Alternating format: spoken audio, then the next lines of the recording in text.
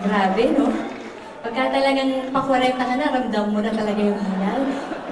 Plus, madalang mo na lang po ito gawin. Ano po? Andiyan. Ayun pala yung asawa ko eh. Hi, love. Love. Mahal, may trabaho ka pa bukas. Bubuhayin mo ako, di ba? Ay, mahal ko rin siya. Kaya ko nga pinakasalan eh. Joke lang, kala mo naman. Magandang gabi po sa inyo lahat. Maligayang Pasko po sa ating lahat. Dalangin ko po na kahit na marami tayong mga pinagdaanan, maging personal man po yan or ang ating bansa ay magkaroon pa rin po ng kapayapaan at saya sa ating mga puso kasama ng ating mga mahal sa buhay itong darating na Pasko. Merry Christmas po sa inyo lahat. Thank you so much po. Kay Boss MVP, nandito po ba si Boss? Boss! Kasado ba yung dancing skills ko? MVP! Pautang! Pa-bonus! Bonus! Bonus! Ayan na. Alam niyo po, Sir, nabot... Ha?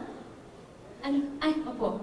Sir, alam niyo po, ang tatay ko po ay lineman po ng PLDT before. Sabi ng tatay ko, alam mo, galante si ano nun,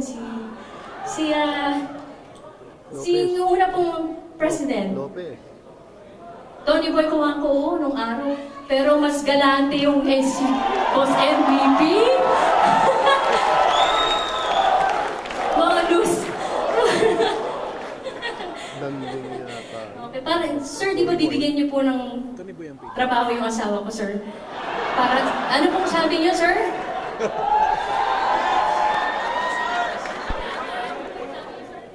We offered him a job, right?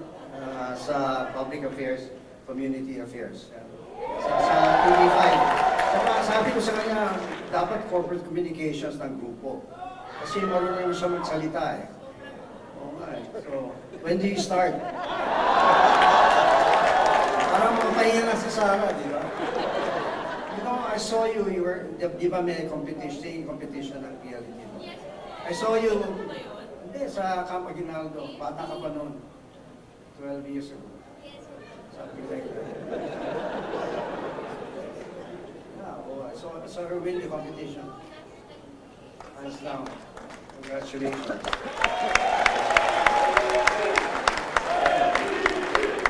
MVP!